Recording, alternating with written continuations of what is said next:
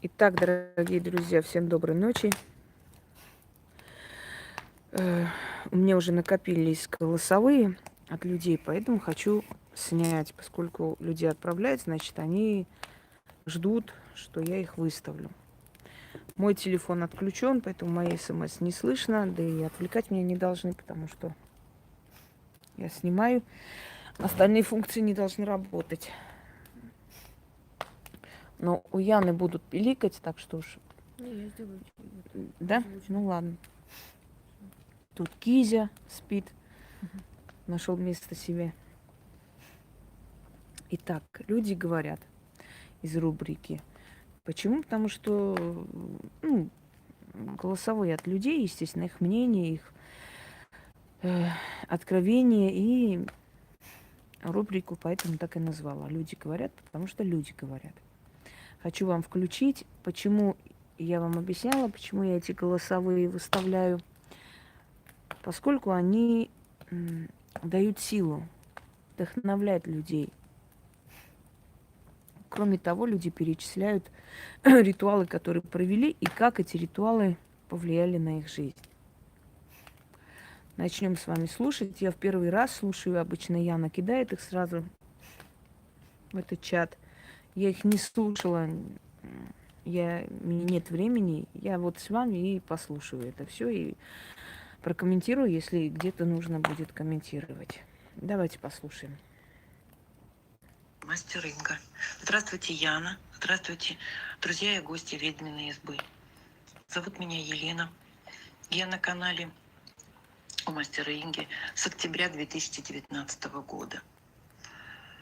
Как только я попала на ее канал, конечно же, я стала слушать, понимать и изучать все, что говорит мастер.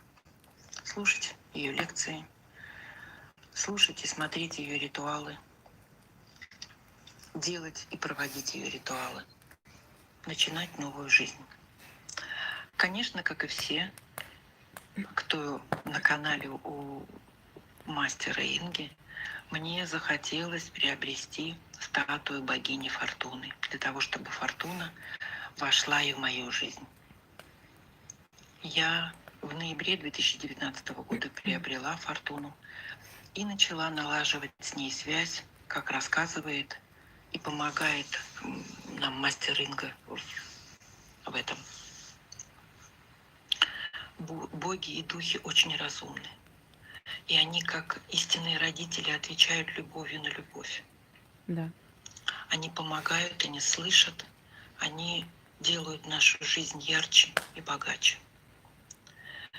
Первое, что я испытала, получив Фортуну в свою жизнь, это спокойствие, уверенность и защиту. Это первые чувства, которые я испытала после того, когда богиня Фортуна пришла в мою жизнь. А дальше, конечно же, ее невидимая помощь во всем. Я имею квартиру стройвариант, недоделанный ремонт. Я прошу Фортуну, она помогает мне.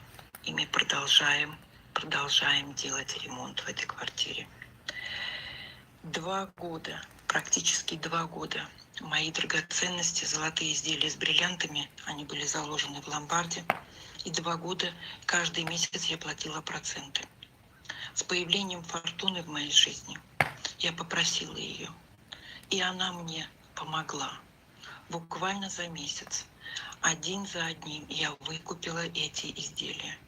Для кого-то это, может быть, покажется странным или не волшебным подарком, но я нахожусь в очень трудных финансовых условиях. И для меня это был действительно подарок. И это действительно подарок богини Фортуны. Все ритуалы, которые посвящены Фортуне, в основном это ритуалы благодарения. Я делаю чистки, открытие дорог, убрать нищету и бедность, о здравии. Конечным результатом я всегда провожу ритуалы благодарения Фортуны. Отдельно хочу отметить ритуал «Храм Фортуны». После этого ритуала ощущение, что ты действительно побывал в храме Фортуны. Внутренний свет, вот ощущение любви, наполнение радости, как будто ты поговорил с самой богиней. И еще есть один ритуал. Монета родит богатство. Этот ритуал позволяет оставаться на плаву, иметь денежное пополнение, покупать продукты, двигаться вперед. То есть этот ритуал незримым образом дает возможность иметь финансы, даже находясь в таких тяжелых и трудных ситуациях, как у меня. Не отчаиваюсь, я продолжаю идти уверенно вперед. У меня... Я вам объясню, как это происходит. Казалось бы, людям кажется, что они вот сколько получали, столько и получают. Вроде, ну, как бы, пока много не получают денег, но в то же самое время остаются деньги. Если раньше не получалось никакие обновки купить и прочее, сейчас получается. Как это происходит? Дорогие друзья, каждому человеку фортуна помогает по-своему. Кому-то дает душевное равновесие, чтобы человек поднялся с бездны и начал новую жизнь. Кому-то дает финансовое благополучие, кому-то помогает встретить нужных партнеров, которые помогут и дадут, скажем, толчок, да, в жизни, помогут устроить на работу или дадут должность. Но что происходит в основном? В основном происходит следующее. Вы постоянно встречаете то распродажу, то скидки, то вам дарят, то вам что-то вы купили, еще что-то еще и дарят сверху. То банк пересчитал вам, решил, что вы заплатили и хватит. То непонятно откуда перерасчет там старой зарплаты и бухгалтерия вам начисляет. То есть, казалось бы, при том финансовом положении, в котором вы находитесь именно в том состоянии, в котором были, но в то же самое время у вас есть перемены. То есть у вас меняется жизнь, и вам хватает денег на все. Вот так у каждого по-своему, понимаете? Есть люди, которые притягивают деньги, большие финансы, есть люди, у которых поменьше идет, по чуть-чуть. Но в любом случае у каждого по-своему эти перемены есть. Есть цель, фортуна мне в этом помогает. Обязательно делайте все ритуалы, то, что делает мастер, то, что нам предлагает и дает мастер Инга. Мастер Инга – это человек, который просто так, бесплатно дает нам ритуалы, которые возвращают к жизни, дают возможность двигаться вперед, обретать уверенность в завтрашнем дне и быть разумным и благополучным. Я благодарю вас, мастер Инга, за ваш талант, за ваш труд, за ваше мастерство. Я благодарю и ценю то, что делаете вы, помощник Яночка. Я благодарю, мастер Инга, ваших, вернее, пусть будет благо и радость вашим потомкам и вашему роду. И светлая память вашим предкам, которые оставили огромное наследие для нас, которые также помогают и нам. Я желаю всем процветания, радости, достатка, благополучия. Чтобы не случилось, продолжайте делать ритуалы, обращайтесь к богам и древним духам.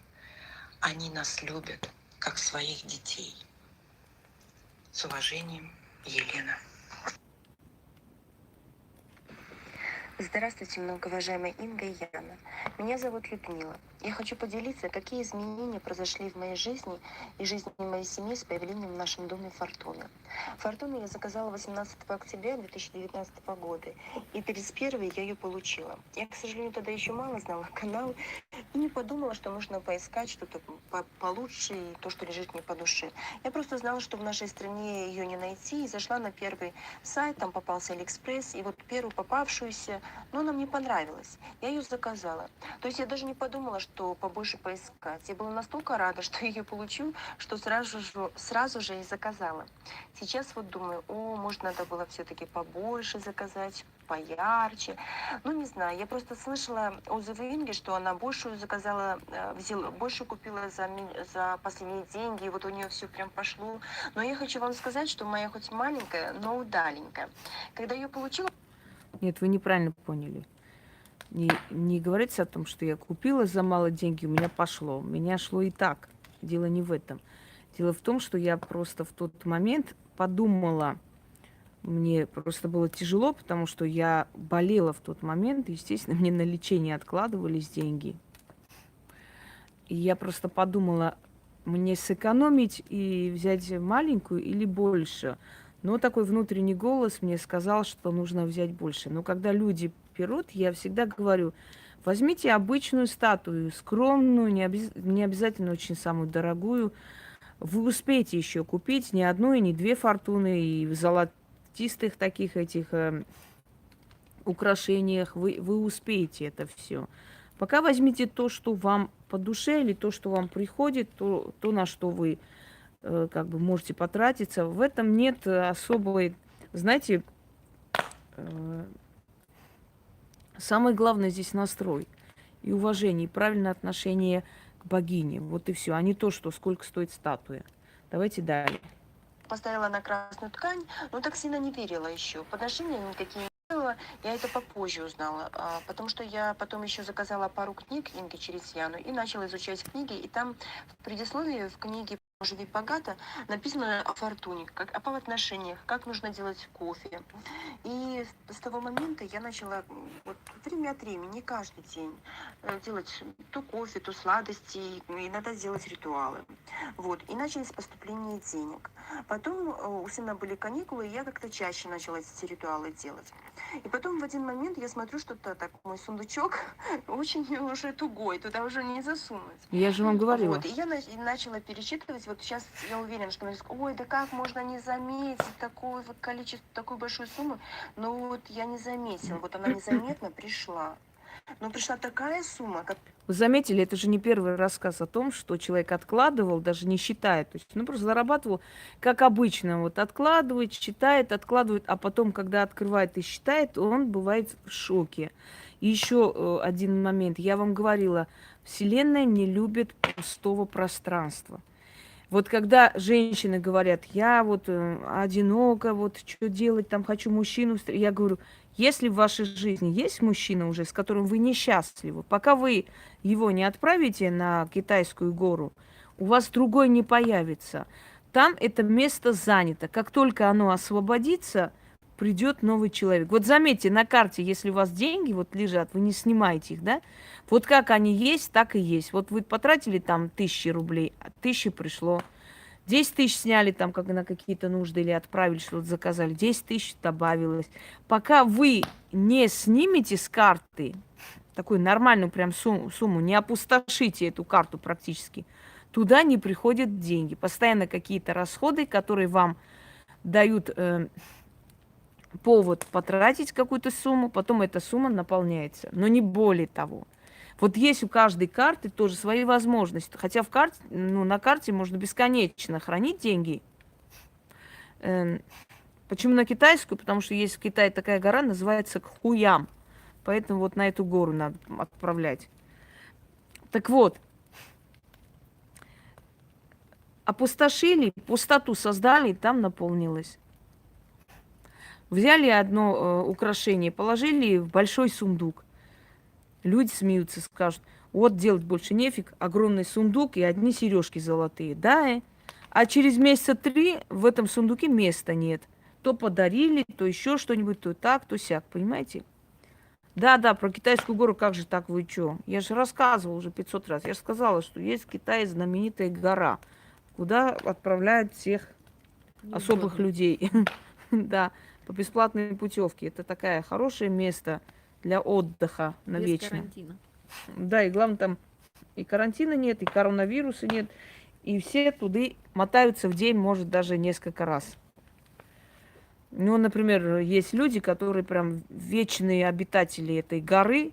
Мы их иногда временами оттуда слышим их интервью.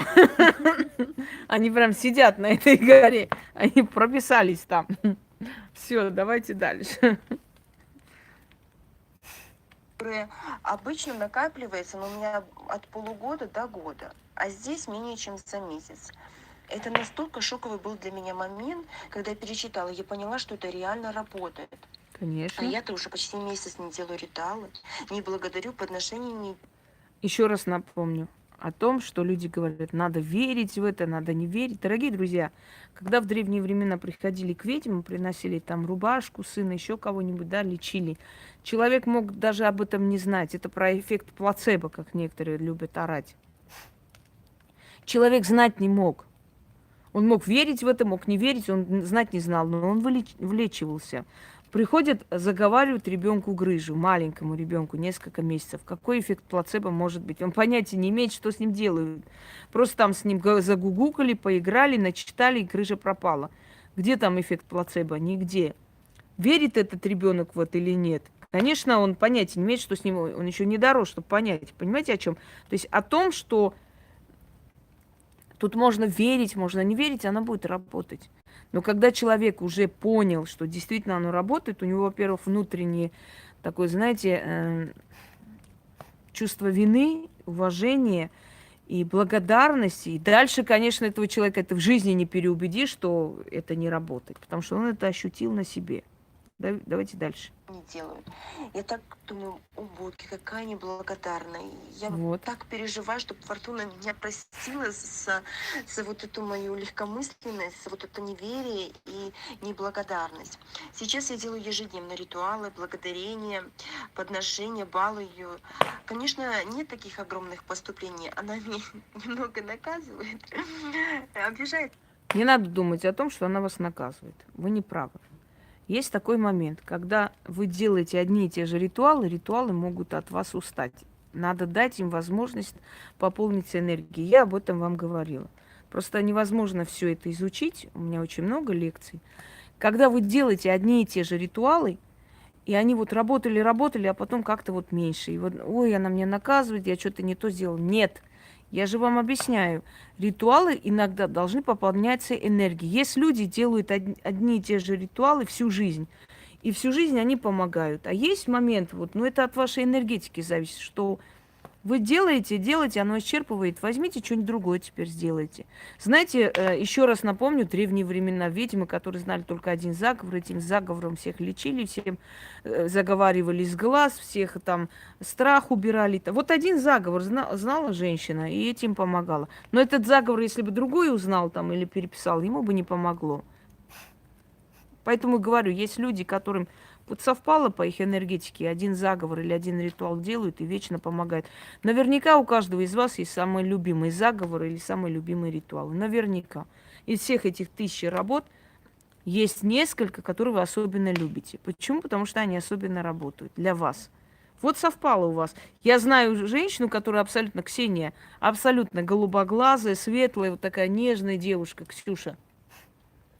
Абсолютная славянская внешность, причем, знаете, такая модельная внешность, нежная девчонка. Но и у нее срабатывают ритуалы монгольские. Обожает она. Один раз сделала квартиру, купила, второй раз сделала машину, купила, третий раз сейчас они фирму открыли, там таксопарк хотят. Вот у нее срабатывает просто обычный монгольский ритуал. Счастливая юрта. Откуда? У нее монгольского ничего нету вообще-то в помине. Но она говорит, что по рассказам бабушки у нее очень-очень, скажем, стародавние предки, степняки, вот дикая степь. Хазары, печенеги, монголы и так далее. Вот срабатывают. Совпало с ее энергетикой, с ее кровью. Почему я вам даю ритуалы на армянском, на грузинском, на закавказских языках, на вуду? Тоже вибрации языка. Тюркский. Знаете, вот кому-то там это не помогло то, и потом раз, и, значит, тюркский ритуал помог. Почему? Есть у нее какая-то капля кочевой крови. Оно помогло. Энергетика. Есть энергия языка. Вот, например, есть люди, которые говорят, вот армянский ритуал драм для денег или чтобы сосватали. Барибах, да?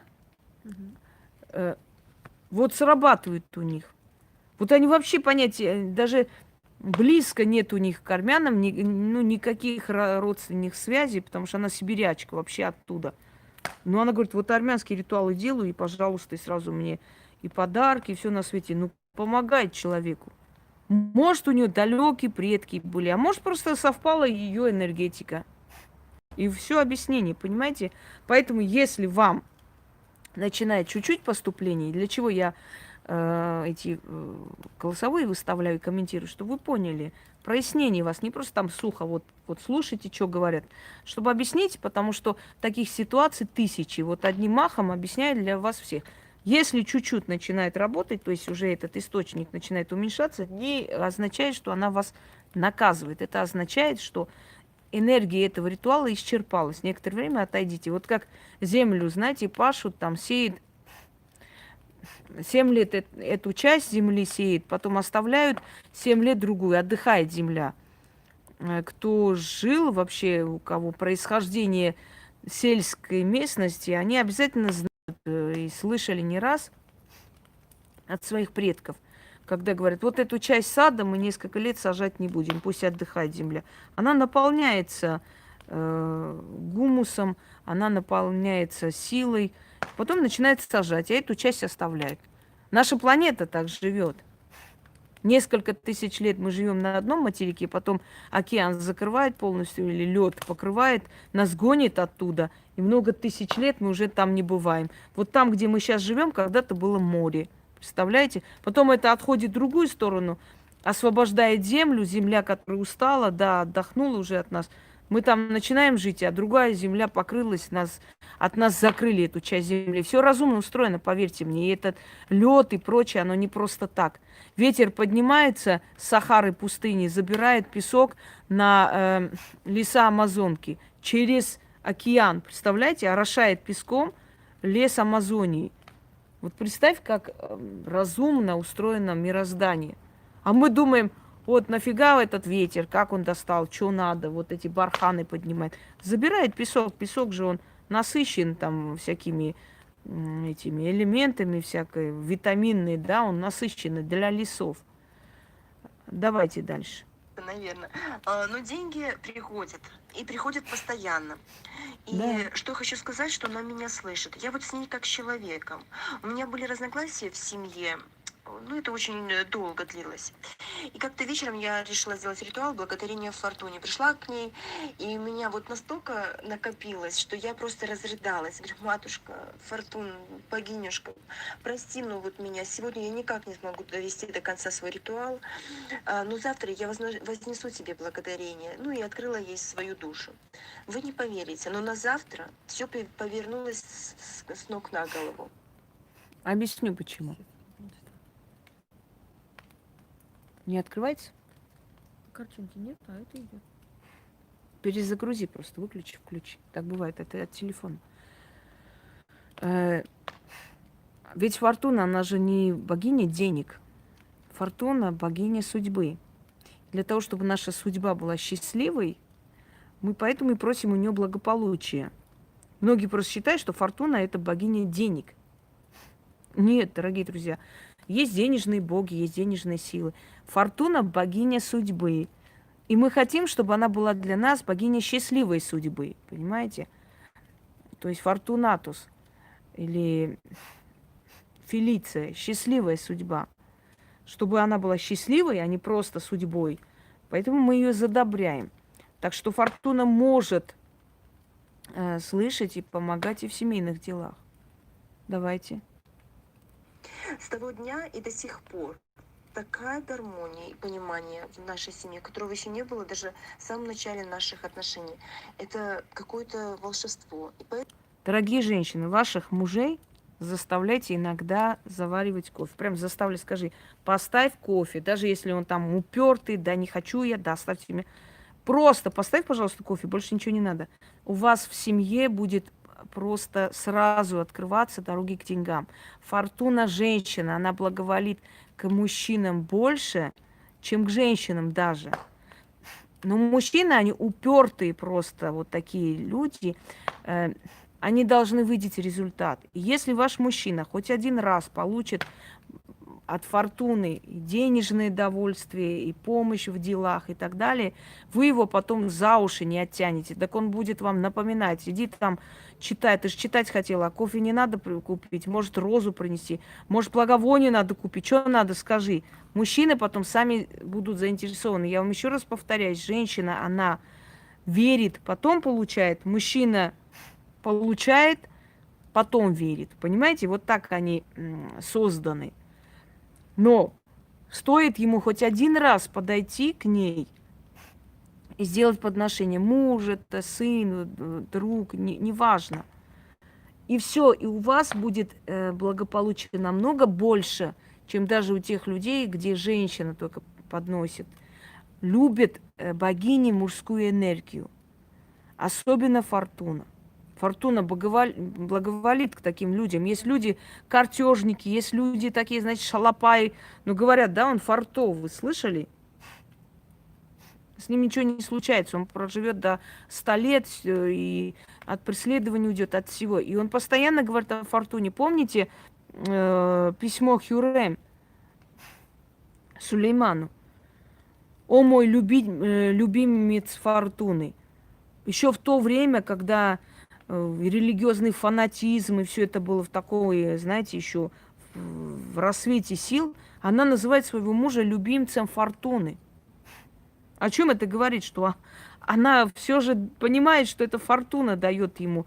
Может, она что-то и делает, не просто так она говорила. И если учесть, что они с Боне Сфорце были подруги, а Бона Сфорце очень целый штат ведьм держала, и она позировала, когда, значит, изготавливали лицо статуи Фортуны. И со своими дочерями она отправляла статуи Фортуны как приданое. Представляете?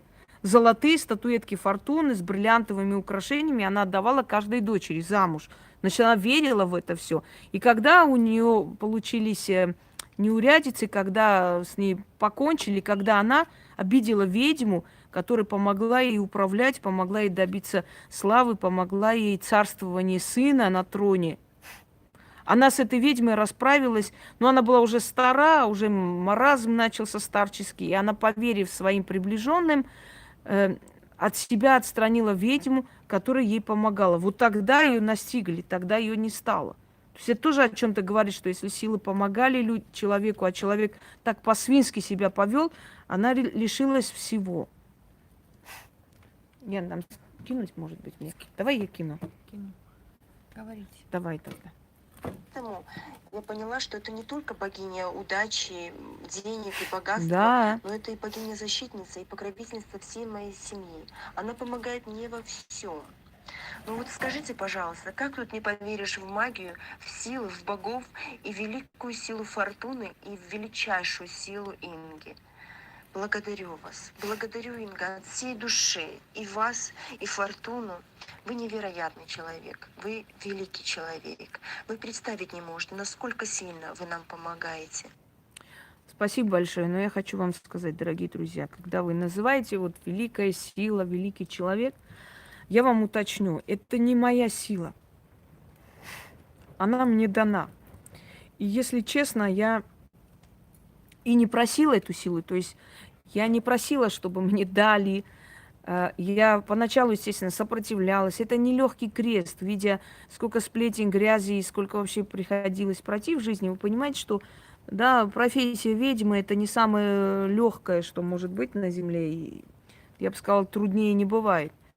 Но это величие тех сил, которые через меня вам помогают. И это все-таки их слава, это все-таки благодарение к ним. Я всего лишь посредник. Если перелистать мою жизнь, какие жестокости я прошла и сколько мне пришлось перетерпеть, я тогда и представить не могла, что придет время, и я, может быть, сотням, тысячам людям помогу выйти из бездны, начать новую жизнь. Я тогда думала, что я не выживу и не доживу до 30 лет даже с этими страданиями, которые я проходила. И у меня в мыслях не было когда-нибудь прославиться, чтобы меня великой назвали. Вообще, поверьте мне, я даже думать не думала об этом. Я просто поняла, как я вам уже говорила, что вот было время, когда мне было очень страшно, и у меня никого не было, кроме сил. И я дала себе слово, что для людей одиноких, для людей в безысходности, находящихся, буду я вот отныне. И сражалась я за это право помочь людям, и сражаюсь до сих пор. Но представьте абсурдность всей ситуации.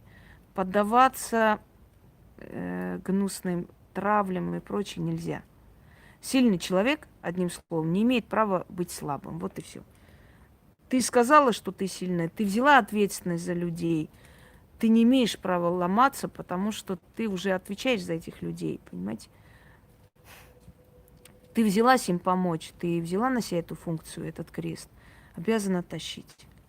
Понимаете, вот и все. Я кидаю в черный список всех куриц, которые сидят тут от нихер делают. Помогите мне, можете помочь. Все, хватит. Изучите канал. Не отвлекайте меня на ваши тупости, пожалуйста. Я сейчас проверю. Да, выкинула. Все, до свидания. Идем далее. Ян, у меня такая новость хорошая к вечеру. Только я тебе сегодня сказала, что ритуал надо делать кацха. И на этом поставила ему на алтаре свечку и благовоние. Это у нас Лида просто, Яне написала, она не знала, что я буду озвучивать. Нет, знает, она сказала, почему говорю, что это не специально там голосовое, это именно с Яной делится человек, поэтому, чтобы вы поняли, это просто дружеская беседа. Я так, знаешь, уже своими словами даже прошу, говорю, пожалуйста, помоги.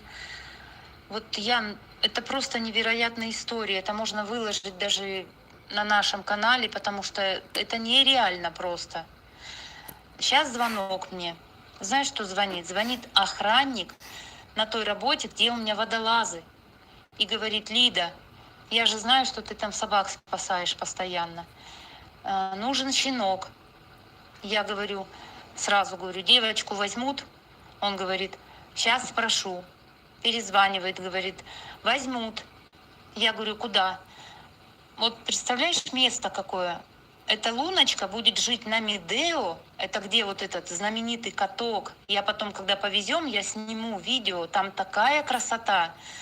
В общем, лесник, там вот этого всего хозяйства лесного на Медео, вот для его дочки. Дочка просит, говорит, папа, собачку хочу. Он говорит, все, хорошо, найдем. И вот, понимаешь, через этого охранника они вышли на меня, и собачку, Луночку, мы повезем во вторник уже вместе с будкой, вместе с приданым. Лунки там будет просто, я не знаю, кайф. У них там коровы, лошади, у них целое хозяйство. Луна будет там пасти, бегать по горам. Для нее самое то. Она по характеру такая очень активная девочка. Вот. И жена этого лесника работает в столовой. То есть покушать, он говорит, даже не переживайте, собака будет всегда накормлена, напоена, говорит, всегда, говорит, отходы, они приносят, говорит, с работы. И, в общем, Яна, я не знаю. Я не знаю, как это объяснить, но вот эти чудеса происходят со мной через день. И не то, что там не знаю, как объяснить, а просто как это быстро все срабатывает. А лесника зовут Ако. Вот ты слышала когда-нибудь такое имя? Я никогда не слышала. Я вообще не знаю, кто он по национальности. Может, кореец какой-нибудь. Ако его зовут. Может, бурят какой-нибудь. Ну, поедем, посмотрим. В общем, все сниму, фильму сниму. Это просто такая новость. Это просто невероятно. Сижу сейчас, радуюсь. Вот, лишь бы не сглазить саму себя. Не сгладишь, не бойся. Я объясню, что это. Вот смотрите. В древние времена каждая профессия имела своего бога-покровителя, и сейчас есть. Например, купцы приносили жертву и благодарение Гермесу, потому что он бог хитрости, расчета, денег и так далее. Фортуне, да, и так далее. люди, которые, чья профессия была война, то есть военачальники, они в основном благодарили Афину, Палладу, дарющую удачу, Ареса, Зевса, как верховного бога. Моряки благодарили Посейдона. Лида у нас спасает собак, кошек, то есть живую природу. Кто покровитель живой природы? Ацха или Кернун, то есть бог природы. Природный бог, охраняющий леса, охраняющий домашних животных, питомцев. Она с ним очень тесную связь наладила. И как только она обращается к нему, тот его слышит. Причем она же ничего, никакого объявления не давала про собак, что хоть...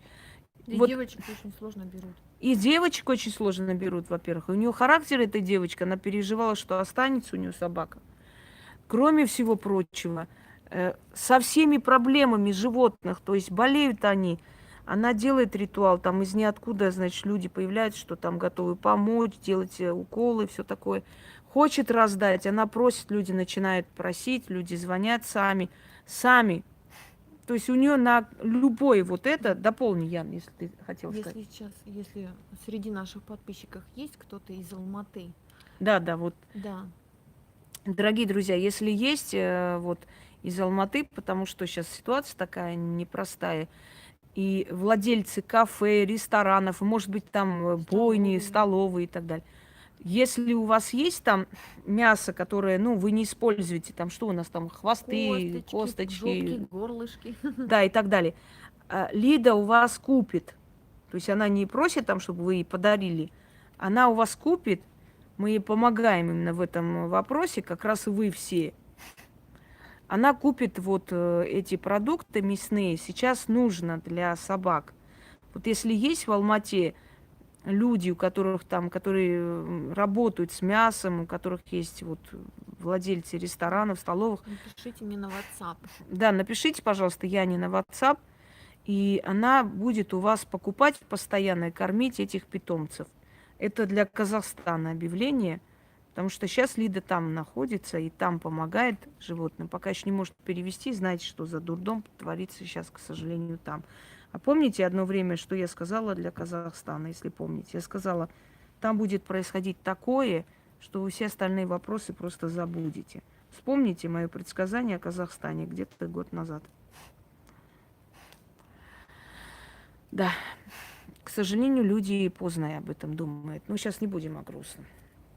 Так вот она наладила связь, она защитница животных, а Ацха – бог-защитник животных. Естественно, он ее слышит. Вот вы говорите, Фортуна. Вы хотите наладить связь с ней, потому что вам нужно благополучие, деньги, спокойствие в семье. Поэтому вы с ней наладили эту связь, контакт. Вот она вас слышит, понимаете? И прочее. То есть Сарасвати – это люди, которые там пишут музыку, то есть творческие личности. Сарасвати, который дает новые идеи людям и прочее. То есть о чем я говорю? Но над всем этим все-таки покровительствует именно судьба. Поэтому ее связь с вами должна быть намного сильнее, чтобы потусторонний мир начал по-другому к вам относиться. Меняется у вас мировоззрение. Некоторые люди, которые начали делать ритуалы, которые им были близки и нравились, кого-то тянет более в темные дебри, начинает, понимаете? Так вот, люди, которые начали делать ритуалы, они говорят, у нас обострилось вообще чувство, у нас слух обострился, у нас обострилось восприятие мира. Мы по-другому воспринимаем просто этот мир. Кстати, тир для студентов. Знаете, сколько мне написали люди, которые очень переживали за экзамен, переэкзаменовку, там врачи даже, студентам, к богу Тиру, для студентов. Пожалуйста, делайте. Он бог знаний. Его еще называют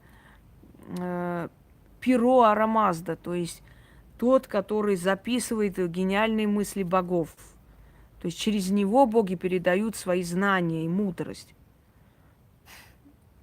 Тир, да, богу Тир, это армянский бог знания. познаний и так далее. Проведите этот ритуал, и он сразу вам помогает сдать экзамен. Никаких проблем. Кто у нас еще? Кайрос. Счастливый случай. Сдать права, пожалуйста. Все сдавали через Кайрос, и я в том числе. Стояла, дергалась за волосы, смотрит на меня, косится, думает, что делает, блин. Я говорю, идите, не мешать. Дальше дергаю. В детстве дергали. Если помните, у кавказских народов была традиция, я вам говорила, дергать себя вот так за волосы. Или себя. Вот когда свадьба проходила, там процессия свадебная, стояли, вот так дергали. Я думала, с чего это? Потом я нашла корни вот этого всего. Лысым можно и в других местах дергать. Да, лысым можно и подбородок, можно и волосы на руках. Ну, в другом месте уж не надо прямо, до такого не доходите, но вот где-нибудь же у вас есть еще волосы, вы же не полностью лысые, блин. Но если уже вообще лысые, то кожу дергайте на голове. Или дергайте волосы соседа. Почему мы говорим поймать удачу за хвост, да? За чуб поймать. Так у него длинный чуб, он изображается лысым, и только вот здесь такой чуб длинный, хохолок. Считалось, кто успеет схватит его за хохолок этот, тот будет удачлив. Вот имитируя вот этот хохолок, вот эти волосы, чуб Кайруса, мы хватаем за чуб, за волосы себя, дергаем вот так вот и говорим, и призываем его, и сразу слышится. Что за конфы? Фортуна с крыльями чем отличается? Фортуна с крыльями или фортуна обычно ничем не отличается. Просто есть определенный канонический образ фортуны. Это завязанные глаза с рогом изобилия. Это канонический образ, так стоял у нее в храме. И это самый дешевый, между прочим. Но если, конечно, он не огромный, и если он там не из чугуна или меди или золота.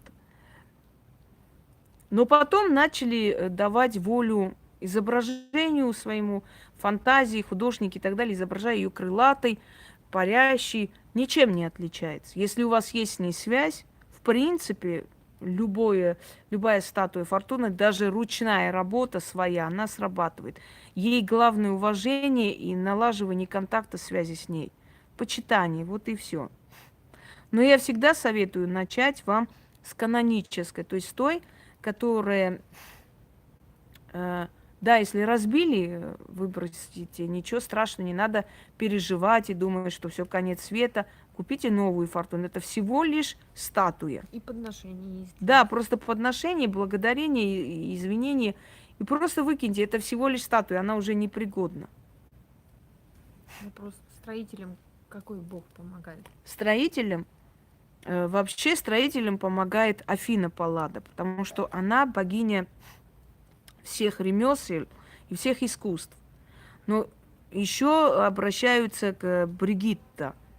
Но это кельтская богиня, но Бригитта, она еще богиня магии, поэтому через жрецов к ней обращались. Поэтому, если вы хотите, просто мудрости, искусства и ремесель, это есть Афина Паллада. Фортуну можно в подарок покупать? Можно. Почему нельзя? Можно и в подарок. Сарасвати – это помощь артистам, танцовщицам, певицам. Это богиня искусств, покровительница, дающая идею и дающая взлет. Что еще там за вопросы есть? Обсудим потом, включу. Все? Здравствуйте, Яна, дорогая Инга и все подписчики. Как я вам обещала, я хотела бы поблагодарить Ингу и ее силы за ее бесподобные работы. Очень хочется поделиться результатами. В первый раз я обратилась... Секунду, давайте не будете сейчас все свои профессии перечислять. У меня есть ролик, называется «Какой бог от чего помогает», да, или «Какой бог для чего есть». Открывайте и смотрите. И не надо сейчас постоянно мне задавать отдельные вопросы. Асклепий для врачей. Асклепий или Эскулап и дочь его Гигея. Все, пойдемте дальше. От слова гигиена слышали, да? Чистота и порядок тела.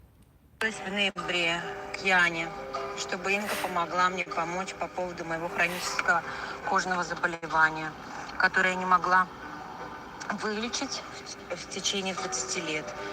Яна выполнила мою просьбу и передала фото Инге. Я лечилась раньше и в России, и в Испании, в Америке, но все безрезультатно. Выписывали мази для лица, и были улучшения на несколько дней, и потом снова все возобновлялось.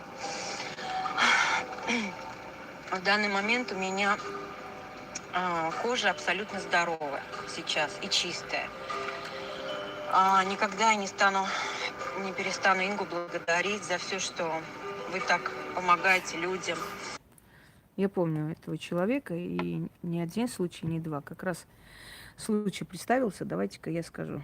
Дорогие друзья, знаете, что самое обидное? Вот эти слова. Никогда не перестану, всю жизнь буду благодарить. Оно, конечно, приятно, но, с другой стороны, такой страх вызывает внутри, потому что люди, которые обычно потом предают, изначально именно так и говорили. Я вчера вам показывала, да, СМС. Никогда не перестану, буду всегда вечно благодарить, спасибо. Хотелось бы, чтобы действительно вы ценили. Потому что тысячи людей, которые готовы заплатить мне, могут не попасть ко мне. Тысячи людей, которые готовы заплатить. Но я беру иногда людей и совершенно даром помогаю и даю им новую жизнь, новый шанс. И каково бывает омерзительное состояние внутри, когда люди, которые получили вообще бесплатно мою помощь, абсолютно забыв об этом, делают такую подлость, что просто думаешь, ну как вообще это реально? Некоторые мне говорят, как же вы не разочаровались после всего в людях? Ну, грош цена мне, если бы я была настолько слабовольная, слабохарактерная, настолько жалкая, настолько, знаете, слабый человек духом, и вот вы так не оценили, пошли вот. Да ничего подобного. Из-за пару дурных людей, их не так много, но просто, как говорят, мал клоп да вонюч, да, их несколько, но от них грязь настолько много бывает, что мерзко. Никогда в жизни не разочаровывайтесь в людях из-за нескольких грязных душ. Никогда. Потому что если я разочаруюсь в людях и перестану помогать, и озлоблюсь из-за вот таких людей, это значит, такие люди добились своей цели. Вы знаете, как жертвы, например, насилия и издевательств и так далее, они всегда... Да, ритуал Кацха, но как-нибудь я выставлю ритуал продажи животных. Когда люди жертвы каких-то страшных обстоятельств, люди, которые ни за что были в сталинских лагерях, а там все были ни за что почти, люди, которые вернулись с концлагерей и так далее, находят в себе силы, поднимаются, и им говорят, вот как вы вот могли после всего встать, найти в себе силы дальше жить? И они говорят, знаете, я просто подумала, что если я сломаюсь, тем самым я выполню волю своих палачей. Ведь они же хотели меня сломать, поэтому это и делали, да? Так вот, если я сломаюсь, значит, они победили. А я не хочу, чтобы они побеждали. И я буду жить, работать, подниматься. А значит, их план не удался. Вот то же самое. Если я буду ломаться, ненавидеть всех подряд из-за нескольких грязных душ, значит, они добились своего. Вот то, что хотели, то и сделали. Но вы же прекрасно знаете, что я не из того теста, которое можно сломать или диктовать свои правила. Давайте дальше пойдем. Яна, спасибо вам, что вы передали мою просьбу через Ингу. Только смогла мне помочь Инга и ее силы. Инга – великий мастер своего дела. Спасибо вам большое. И следующий момент. Второй раз я обратилась по поводу моего ребенка. У меня он не разговаривал. Яна передала мою просьбу, и через 3 месяца мой ребенок заговорил. Спасибо вам. Спасибо за ритуалы, спасибо за знания, спасибо за вашу доброту, благородство, за ваш труд. Я не могу сдержать эмоции. Все ритуалы дают потрясающие результаты. Я вам бесконечно благодарна за моего ребенка, дорогая Инга. Также я хотела поделиться с вами, как помогают ритуалы во время кризиса. А, Я делаю все ритуалы, они бесподобны. Сейчас я делаю «Исправить судьбу за 40 дней», и мне помогают абсолютно все. Я абсолютно не ощущаю, что существует какой-то кризис. У меня все намного лучше, чем было в прошлом году. У меня все есть, я ни в чем не нуждаюсь. Я купила все книги Инги, они потрясающие. Советую всем, кто их не приобрел. И жду с нетерпением, когда будут выпускаться новые. Я очень благодарна Инге за все, что она делает для людей. Я с вашим каналом почти год, и у меня такие потрясающие результаты. С тех пор, как я поняла, как я попала к Инге, я стала относиться к жизни по-другому. Благодарю за ваши знания, лекции. Я благодарю силы богов.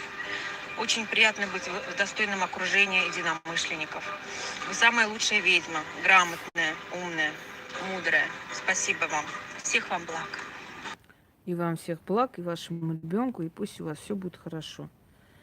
А почему у нас так приятно на канале? Потому что я все же стараюсь, чтобы у нас была атмосфера взаимопонимания, дружбы, человеческих отношений, понимаешь, чтобы не было сплетен, грязи, обсуждения, вот это вот мерзости и всяких вот это.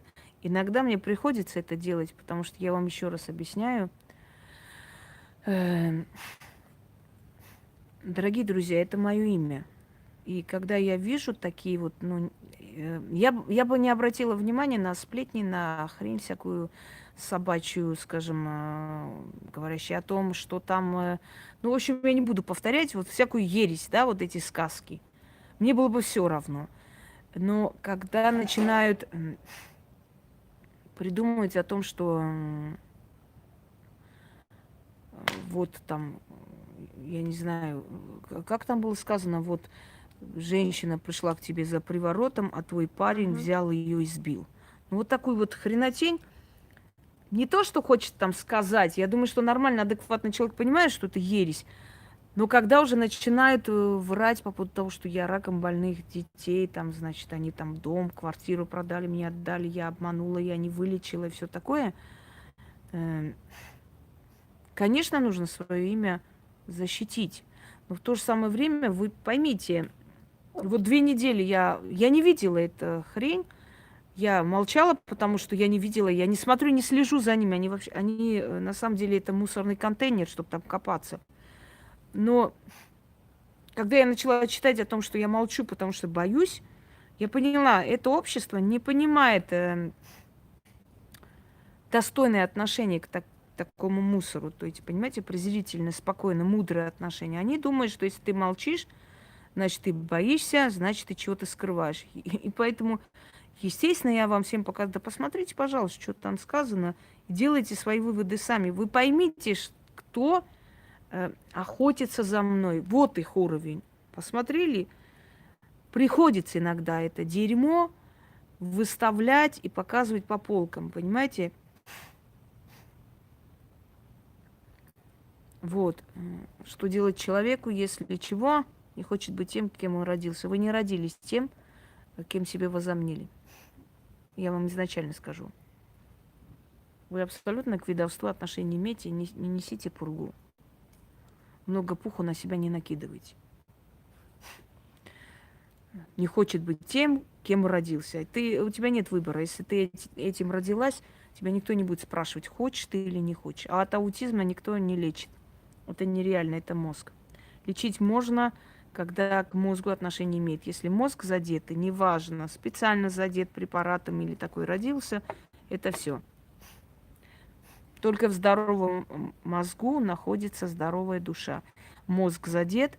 Понимаете, как для того, чтобы человек был полноценный, его мозг и душа должны гармонировать, взаимодействовать.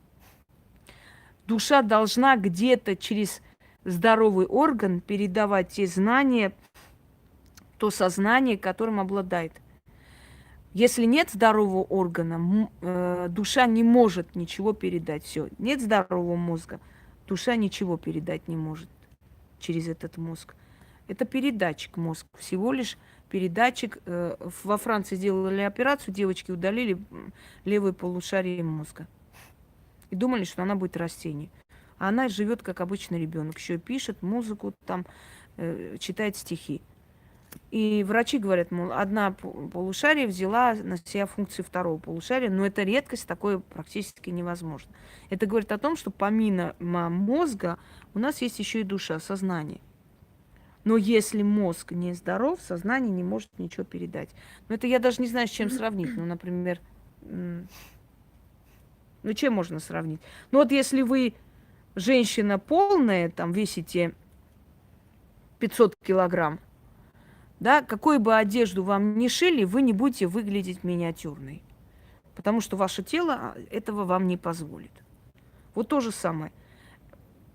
Какая бы ни была душа, возвышенная или развитая внутри человека, если мозг задет, он свои мысли и свои вот эти вот мудрости... Без электричества работать не будет. Да. Есть душа, но нету передатчика. Через что душа передаст это сознание? Мозг задет. Все, это нереально, поймите. Не надо обижаться, не надо лить говно. Я вам говорю как есть. Я не хочу, чтобы вы зря тешили себя надеждой. Это не лечится. Закончили. Можно на WhatsApp, на Viber, закрыли тему. Хватит. Хорош. Изучайте канал, там все сказано, через что пишут. Сейчас я перезагрузится, я включу зарядку, потому что там уже заканчивается. И продолжим с вами еще немного. Можно я потом в конце эфира это? Объявление? Да. Ты можешь сейчас дать? Так, Яна хотела короткое объявление. Давай, Ян. Да, господа, те, кто пишут в WhatsApp по поводу консультации и так далее, и потом спрашивают, почему заблокировали, да? Сразу говорю, те, кто обращается не по имени, а просто к стенке, здравствуйте, мне нужна ваша помощь, я блокирую сразу, я даже не смотрю. И потом думайте, что хотите, какие мы сволочи и так далее. Но если вы обращаетесь к человеку, вы должны хотя бы иметь уважение, изучить, но даже не надо изучать его месяц, этот канал, просто понять, кому вы пишете, чтобы обращаться по имени. Поэтому, кто не понял, кого я заблокировала, да, вы вроде ничего плохого не написали, я заблокировала, потому что вы не обращались по имени. Во-первых, мне нужно понимать, вы вообще осознаете, кому пишете, мне или Инге? То есть очень часто путают или вообще сразу пишут Инга Яна. Это неприятно, понимаете? То есть и так нам приходится читать по сотне сообщений. И весьма неприятно, когда человек обращается за помощью и даже не имеет уважения понять, кому пишет. Поэтому я блокирую сразу. Это просто объявление для тех, кто вдруг хочет обратиться. Да? После 11 не писать, в выходные не писать. Я могу заблокировать. Не заблокирую, если у меня хорошее настроение. А оно не всегда такое. Но вот это, собственно, все, что я хотела сказать, потому что, ну, уже очень много людей, которых я заблокировала, но просто об этом не было сказано, да? И я надеялась на то, что они сами поймут. Но вот сейчас вот говорю, поэтому имейте в виду. Вот. Ты мне сейчас напомнила кое-что. Мой дядя, которому сказали, что там надо, чтобы Шалаева Валентина Ивановна подписала, ему что-то там такое, он налоги платил, ну, в общем, работал на себя. И он очень, извиняюсь, плохо владеющий русским языком, полупьяный, зашел в эту администрацию, здание администрации, и, значит, на все здание орет, как медведь. Где тут Шалава? Мне сказали, Шалава должен подписать. Где тут сидит Шалава? Ну вот, его тоже послали и выкинули оттуда. И он тоже сказал, вот, говорит, видите, к нерусским какое нехорошее отношение, как вот недостойно, вот мы то, что мы не русские, так что... Я думаю, что любой человек, который зайдет и будет орать, где тут Шалава должен мне подписать, его выкинуть, даже если он чукча, не имеет никакого значения. Поэтому вот, меня там заблокировали, обидели меня. Почему? Вот поэтому. Вот. Когда человек даже не удосужился правильно фамилию назвать и прийти в нормальном состоянии, понимаете? Волкову не смешно. Да, я выкинула этого товарища. Все, до свидания. Итак, дальше. Понимаете, да, как нерусских угнетает? Пришел человек, нормально по-человечески спросил, где тут шалава, а его выгнали. Потому что он не русский. Вот так вот обижают бедного. Не надо вот это, не надо валить, не надо прикрываться ни национальностью, ни чем-то другим, если ты придурок. Вот что я скажу. Пойдемте дальше. Здравствуйте, уважаемая Инга, Яна. Вот я записываю голосовое. Хочу рассказать, что в пятницу Яне я когда писала о своих успехах, у меня была температура 38,5 уже. Нехорошо себя чувствовала. Вот. И хотела спросить у нее, можно ли в таком состоянии проводить ритуалы. А потом подумала, ну, что спрашивать, у меня ритуалы такие, которые нужно проводить каждый день, непрерывно, и подумала, ну, в любом случае я буду проводить, потому что надо их проводить.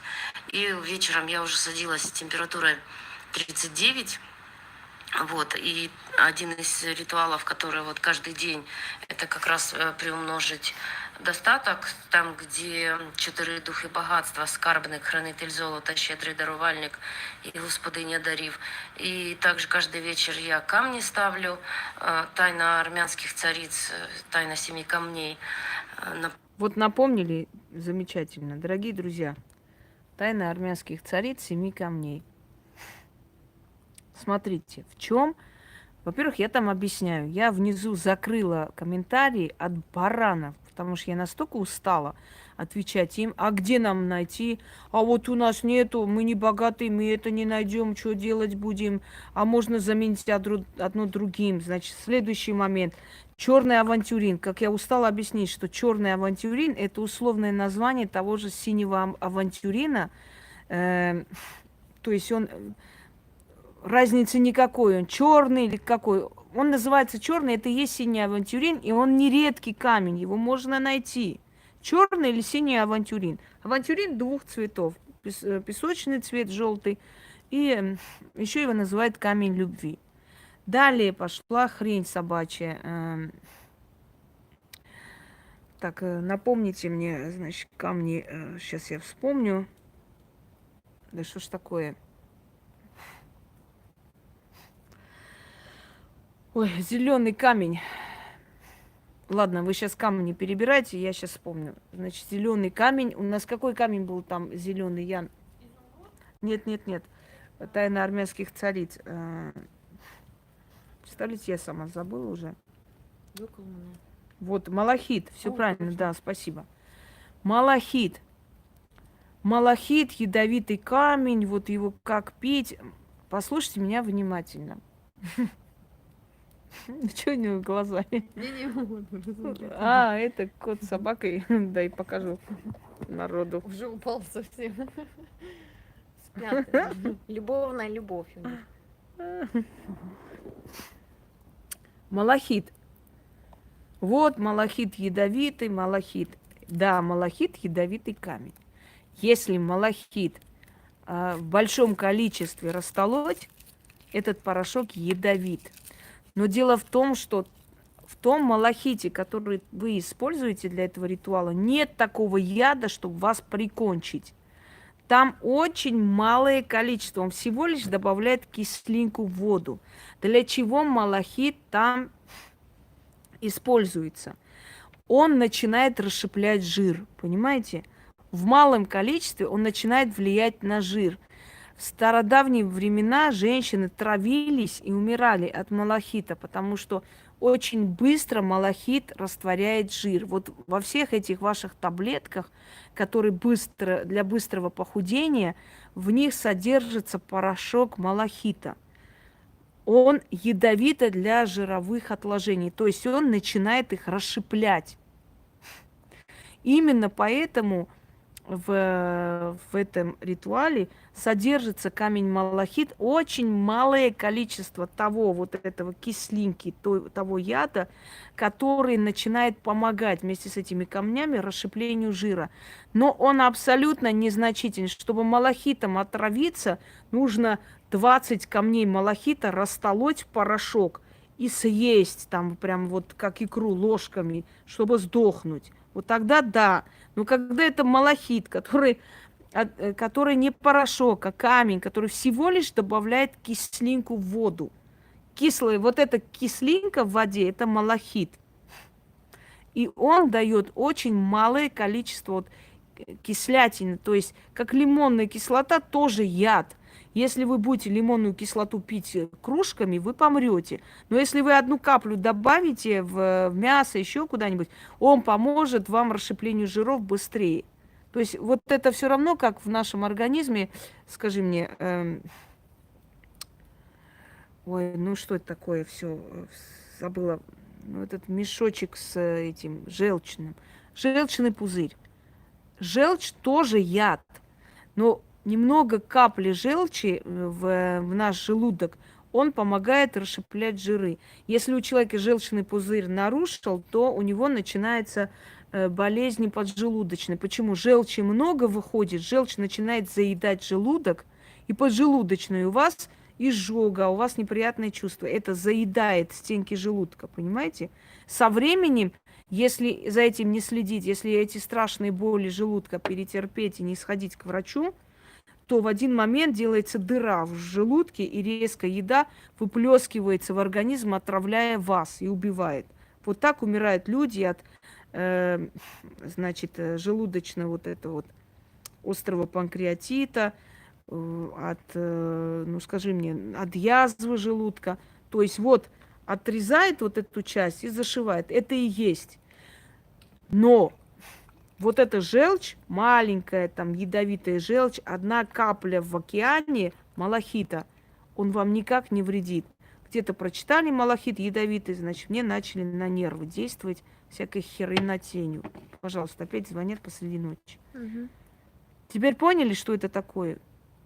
Малахит может быть ядовитый, если 10 камней малахита, вот таких вот с размером ваша ладонь, растолоть и жрать, вот тогда вы помрете. Похудение. И еще вот вечерние ритуалы делаю разные. Сделала я эти ритуалы.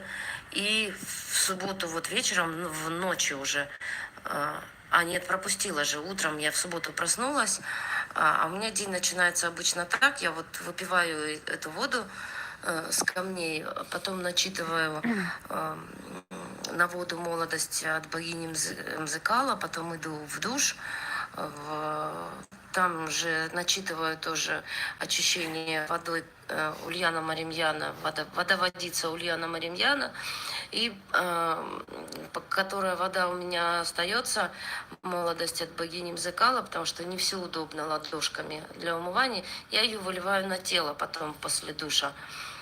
И потом чистенько я уже возвращаюсь, делаю молодильное яблоко, ритуал, потом делаю вечная молодость, которая с фотографией ритуал, начитываю Хакуна Матата и еще делаю какие-нибудь ритуалы, которые можно делать в любое время суток. Вот так мое утро начинается. Вот так мое утро началось также в субботу. А вечером я уже была в онлайне, да, купальские костры. А в понедельник с сестрой мы уже поехали собирать зверобой и иван-чай. Вот так вот за один день я из такой валяющегося в кровати человека стала нормальным, здоровым, способным ходить по полям. Спасибо вам большое, Инга, за ваши ритуалы, за ваши подарки. Спасибо, Яна, за то, что вы такой помощник у Инги. Спасибо, что вы появились в моей жизни. Это, правда, для меня очень ценно, очень важно. У меня появилась надежда. Спасибо. А вот плакать не надо. Надо брать и действовать. Когда люди начинают вот ныть, я почему не люблю это нытье? Я объясняю. Дорогие друзья, я вам хочу привести один такой эпизод из истории Руси, российского государства. Наша великая княгиня Зоя, которая взяла имя София, София Палеолог, дочь Фомы Палеолога, которая была гонима из Византии во время захвата турками Византии. В детстве была в Венеции, потом стала женой нашего великого князя. Она была второй женой. Первая жена была Мария Тверская, она умерла молодой, и остался сын Иван Молодой. Для того, чтобы не путать, Иван III, ее муж, чтобы не путать с отцом, его называли Иван Молодой. Иван Молодой был наследник престола. И Софья Палеолог понимала, что сколько бы детей она ни родила, какая бы она ни была могущественная женщина, рано или поздно Иван Молодой сядет на престол, и она никто. Но для этого ли приехала великая,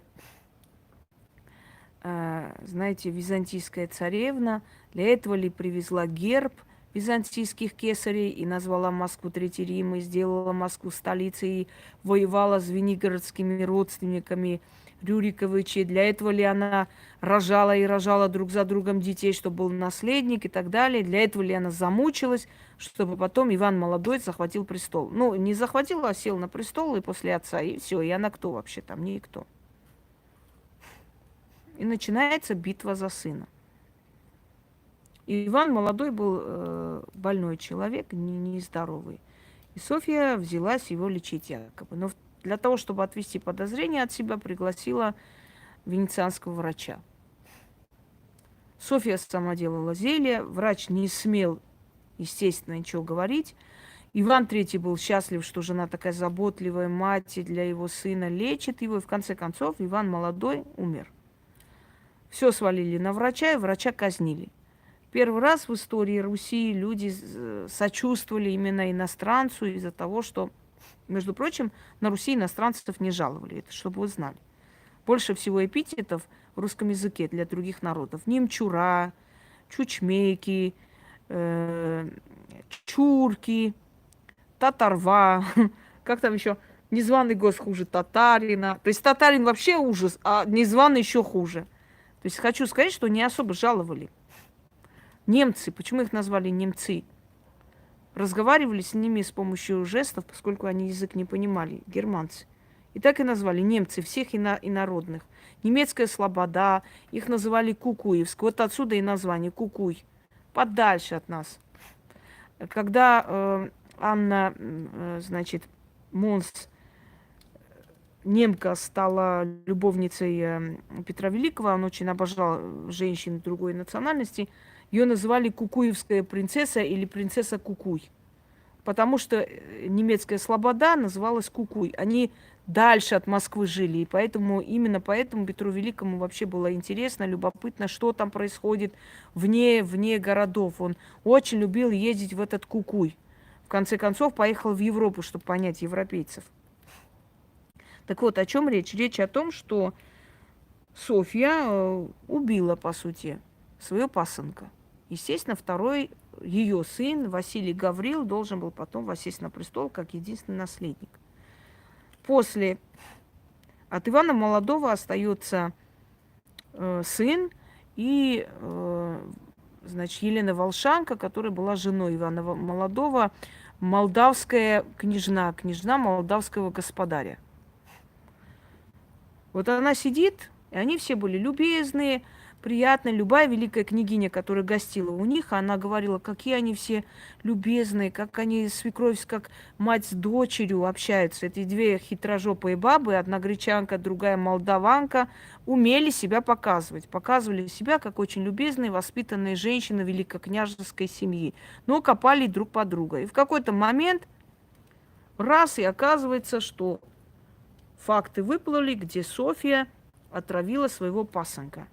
Иван III, как бы не любил свою жену, был вынужден бросить ее в темницу. Для него это было невероятно. Жена была для него просто жизнью, смыслом жизни. Бросает в темницу жену и сына Василия Гаврила. И объявляет сына Ивана Молодого наследником. Волшанка ликует. Но в какой-то момент Софья Палеолог, которая была в опале, которая должна была, по сути, каждый день рвать себе волосы, биться об стены, но не для того грекиня Софья приехала на Русь, для того, чтобы там закончить свои дни в тюрьме. Нет. Она начинает действовать. Она собирала много компромата против Волшанки. И тут открывается, что она еретичка, что она хотела привести католицизм на Русь, собирает целые факты, показывает ее, значит, эти рукоделия, в котором та вышивает иконы по канонам католиков. Представляете, это такие страшные вещи по канонам католиков. Крест не в ту сторону нарисовали, все, трындец, тюрьма. И тут у Ивана III глаза открываются только уже в обратную сторону. В сторону жены, сына, которых он вытаскивает из тюрьмы и сажает туда Волшанку и ее сына. Волшанка за короткое время там умирает, говорят, не без помощи Софьи. Софья сажает все-таки, объявляет наследником сына и уходит. Для того, чтобы муж вдруг не передумал, за короткое время она забрала его туда, между прочим, год не прошел. И Иван III отправился вслед за женой.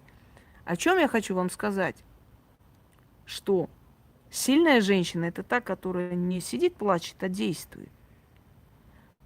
Когда люди начинают мне отправлять: «О, что делать, мне плохо, желудок болит, голова болит, жопа болит», я говорю: не плачьте, действуйте. Смотрите, ритуалы для здоровья, ведьмина изба. Набрали, начитали, на следующий день пишут: ой, так хорошо, так мне стало супер, так я хорошо себя чувствую. Я говорю: так можно же было раньше это взять и сделать. Опять начинается перестрелка. Ну вот, пожалуйста. Ой, как это все уже достало. Бедные люди. Тоже надеюсь, что обойдется. Не смотрела новости, надо глянуть. Уже есть потери, пожалуйста. Вы видите, мы, как обычные люди, можем жить вместе. Но некоторым людям нужна жертва, чтобы свои деньги промывать. Ну, отвлечь народ. Знаете, когда народ голодный, да, война начинается, все туда бегут, начиная, вот враги, убивайте, спасайте, и все остальное вроде забывается. И последний послушаем с вами. И, наверное, на этом все сегодня. Здравствуйте, уважаемая Инга, Яна и все подписчики канала «Ведьмина изба». Значит, хотела рассказать о некоторых ритуалах, потому что их очень много. Я прямо себе сейчас отметила про некоторые рассказать, которые у меня очень хорошо работают. Они идут разной направленности. Значит, вечная молодость, которая с яблоком проводится, зеленым. Я заметила то, что прям не с первого дня, но вот через несколько буквально дней, что у меня началось возвращаться та энергия, которая у меня была лет 5 назад как минимум. Вот, я вспомнила, что я больше как-то, можно сказать, как более спокойным становишься, а тут начинается та энергия возвращаться, которая была раньше. И я, честно говоря, себя на этом поймала и очень удивилась. Следующая, бабушка Соломонидушка. Залысины просто вот на лбу, вот они в уголках есть, да, точнее были. И как говорится, как выпадение волос, но оно не эстетично, не гармонично смотрится на голове. Значит, начала читать через 1,5 месяца, я просто как-то сразу каждый день, может быть, незаметно, потом я через 1,5 месяца поняла, что у меня волосы уже начали вообще-то в этих местах расти. Вот, и заполняется, вот, как говорится, вот эта лысина, и очень красиво смотрится. Так, от вялости организма. Шепоток. Как Самсон был силен, вот на бокал воды, который читается, энергия прямо сразу вот идет, поток, прилив энергии, ну там... Запоминайте, записывайте. Для этого люди перечисляют эти ритуалы для вас. Через несколько буквально минут. Бывает, есть, например, такие рабочие моменты, которые нужно там много, долго делать, и вот уже нет сил, или приходишь домой, что-то нужно сделать. Почитал, и вот сразу идет прилив энергии, прилив сил. Соляной стол, Параскева пятница. Вот, когда проводишь, как будто груз снимается, какие-то слои, невидимые слои на плечах, на спине, и как будто бы Париж, Савинар. исцеление Савинар. Первый раз, там, когда читаешь у алтаря, потом можно в ванную, да, там, например, набирать. У меня кожа помолодела, посветлела. Вы знаете, я прямо не узнаю. Я вот вспоминаю с прошлым годом, но у меня кожа вот просто другая. Вот действительно вот приятно смотреть. Я даже вот вчера буквально человеку говорю, вот посмотри, пожалуйста, вот у меня кожа, она вот помолодела. Он говорит, ну действительно, у тебя кожа была другая. И я же не буду просто рассказывать, что я проводила там исцеление Савина, потому что человек вообще не в этой теме. И я как бы не стала говорить, но я сама хожу. И мне это очень, честно говоря, нравится. Так, сжечь страхи. Бывают страхи, которые грузом давят вот на меня. И вот какие-то прямо панические страхи вот как бы сковывают. Прочитаешь через окно, вот, да, вот этот пепел выбрасываешь, и легкость, прямо вот как-то, ну, как будто что-то разрывается. По-другому себя чувствуешь. Чистка дома с 12 духами, где нужно с корзинкой ходить, в каждой комнате читать. Начинаю читать, когда уже чувствую огромную тоже тяжесть, прям какое-то состояние очень такое, как говорится, такой подавленности. Значит, провожу вот только в одной комнате, перехожу во вторую, и прямо чувствуешь, как будто что-то из тебя, какой-то груз уходит. И когда уже во всей квартире проведешь и как бы заканчиваешь, да, то чувствуешь, как будто, ну я не знаю, как будто генеральная уборка произошла, невидимая генеральная уборка. Так легко становится, вот. И еще вот такой момент хочу сказать. Недавно была ситуация, шла домой, и останавливается такси, и люди начинают, ну, что-то такое выкрикивать, не очень лицеприятное. Ну, уже после часа ночи просто шла домой, поздно очень с работы возвращалась. Я вспомнила сразу два шепотка: «Черри, помоги» и «Абара». Все, люди сразу перестали говорить, и их машина сразу уехала. И я иду и себе ночью говорю: Инга, огромное вам спасибо. Сейчас уже, знаете, вот что-то почитаешь, что-то хорошее происходит, просто говорю: Инга, огромное вам спасибо. У меня все, благодарю. И вам спасибо за то, что цените мой труд. Хотя многие говорят, что ну а зачем, вот это же вы дарите людям. Это не важно. Дарю я людям или что. В любом случае приятно, когда люди это ценят. И когда люди с этим делятся, когда становится легче другим благодаря вашим рассказам. Не ленитесь, дорогие друзья. И можете дальше отправлять свои звуковые, голосовые, если у вас есть желание. Мы будем выставлять, поддерживать других людей. И давайте, знаете, невзирая на всю эту грязь, пускай наш канал будет такой оазис человечности, достоинства, и чтобы человек здесь отдыхал душой. Я сейчас думаю, знаешь, Ян, взять, сделать ритуал на армянском языке, помощь своей родине, потому что там идет перестрелка, чтобы это закончилось и обошлось без жертв. Ну или малыми жертвами. Без жертв, вообще без жертв. Уже жертвы есть. Просто начитать на армянском языке обращение к богам Армении. Они слышат нас, особенно ведьмы. Я думаю, что у меня есть некие заслуги перед богами, чтобы они меня слышали уже более чем кого-либо. Потому что там молодые жизни, молодые люди. Я сейчас заряжу, не буду в прямом эфире, я так сниму и загружу, потому что не хочу, чтобы меня отвлекали. Но я хочу своими силами помочь. Кстати, хочу вам сказать, что наши усилия по поводу вызова богов войны дали свой результат, не смогли то, что планировали, по крайней мере, не так, как хотелось бы им. И главное, объявили, что прививка будет добровольной. Вот, уже хорошо. Мы как раз этого и хотели. Очень много прошло энергии. Я даже не знаю, сколько жизненной силы у меня лично ушло за эти месяцы, поддерживая людей. Надеюсь, дополнится. В любом случае, я сделала, что должна была делать. Моя человеческая совесть не позволила мне стоять в стороне. Или быть на стороне выгодной. Да? Хотя в нашем случае, в нашей стране уже правда опасна. Вообще все опасно. Все человеческое и достойное уже нехорошо. Считается вне закона. Каждый адекватный человек уже враг народа. 1937 год здравствуй. А насчет вот этого надо провести, чтобы это остановилось.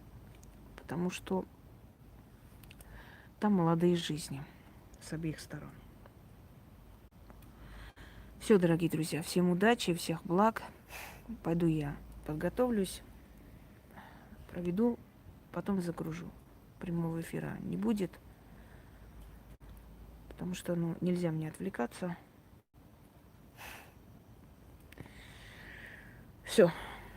И попрошу, естественно, и ваше присутствие, и ваша просьба к силам. А может, прямой эфир, чтобы соединить воедино энергию людей. Как думаешь? Но они же не будут знать слова. Я буду говорить, они просто... Да, можно загрузить, а потом вы просто, каждый из вас прослушает и своими словами попросит силы помочь в этой ситуации людям абсолютно невиновным, потому что всегда страдают невиновные. Ребенок ни одного депутата, ни одного президента там не стоит. Поэтому они могут творить, что хотят. Им не за кого переживать там. Все, дорогие друзья, всем удачи.